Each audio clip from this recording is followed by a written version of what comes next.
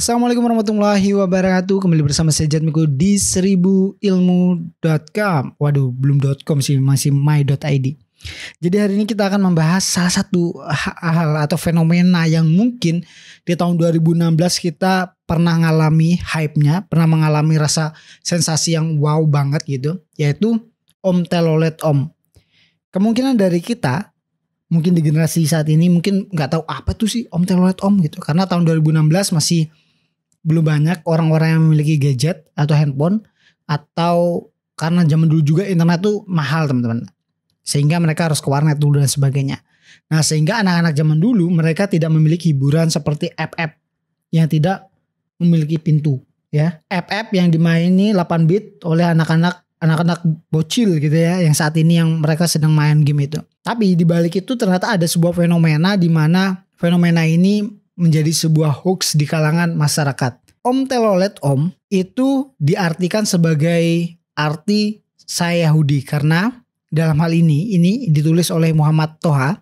Katanya zaman dulu kenapa Om Telolet Om ini hingga akhirnya menyebar di seluruh dunia, bahkan seperti DJ Snake, DJ Z, DJ Martin Garrix dan sebagainya, mereka menulis Om Telolet Om karena mereka nggak tahu apa sih Om Telolet Om, kok banyak banget, kemudian banyak remix lagu tersebut juga dan luar biasa gitu kan ya. Jadi ini merupakan sebuah tulisan hoax gitu katanya. Waspada, postingan itu menuding sebuah konspirasi di mana kalimat Om Telolet itu berasal dari bahasa Ethiopia yang dipopulerkan oleh seorang tokoh Yahudi bernama Shiraut Cakam yang artinya saya Yahudi. Arti kata Om Telolet Om ini akhirnya menyebar di seluruh WhatsApp keluarga, seluruh dunia. Akhirnya gampang, waduh jangan ini konspirasi sebagainya, ini dan sebagainya. Tidak sampai di situ teman-teman. Yang menyebabkan ini menjadi menarik adalah sampai pada akhirnya film Hey Tayo, nah itu akhirnya menjadi salah satu konspirasi juga. Karena Hey Tayo artinya hey itu saya, Tayo artinya Yahudi, yang artinya saya Yahudi. Sampai seperti itu. Itu dalam bahasa Ulumbu Barat. Dalam bahasa Ulumbu Barat yang artinya hey aku, dan Tayo artinya Yahudi. Sampai segitunya teman-teman. Dan ada lagi teman-teman, ini mungkin Upin Ipin ini adalah satu film yang dulu aku masih SD, itu masih sudah ada film Upin Ipin. Saya SD kelas 6 kalau gak salah, itu masih ada Upin Ipin teman-teman. Bayangkan di SD kelas 6 saya masih sudah ada Upin Ipin. Dan Upin Ipin, I-nya itu diartikan sebagai kata Israel. Dan U-nya itu dikatakan sebagai inisial kamu, aku gitu. Sehingga Upin Ipin yang artinya kamu atau aku Israel. Seperti itu. Dan kenapa masyarakat Indonesia atau masyarakat dunia lah itu gampang banget nerima hoax seperti ini, karena nggak hanya di Indonesia teman-teman.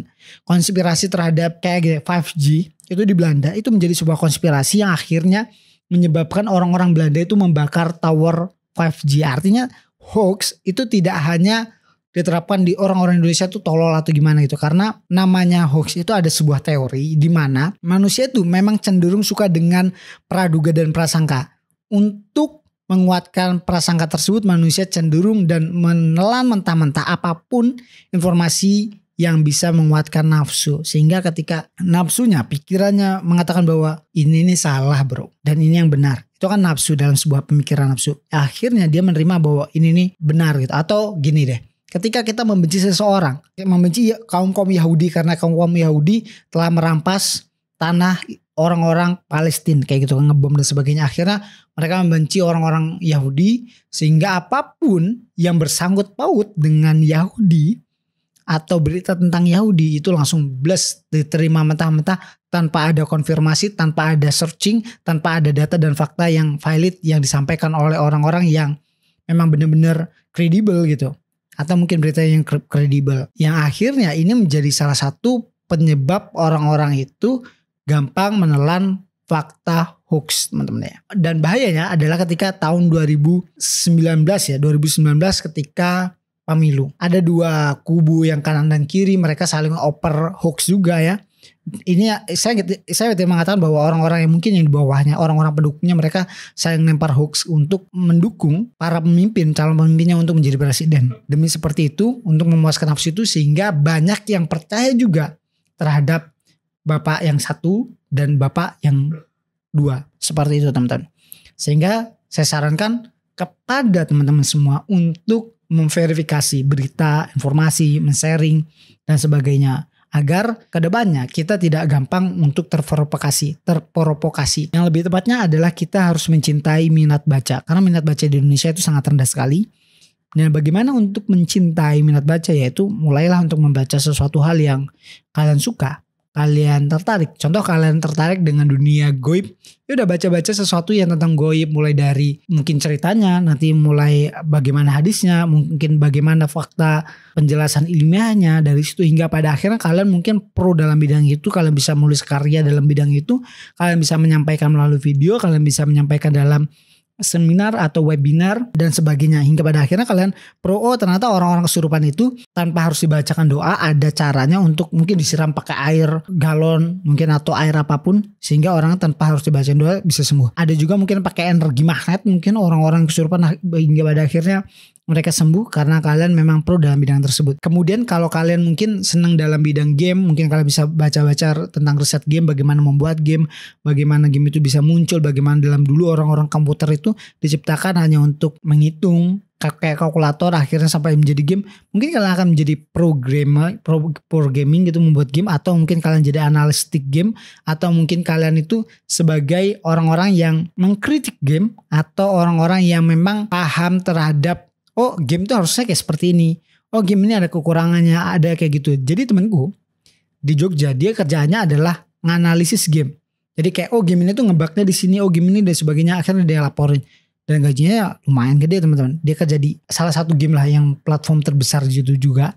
Dan mungkin kalian pernah main gamenya, atau mungkin di Nokia dan sebagainya, dan mobil balap tuh waduh banyak banget lah pokoknya.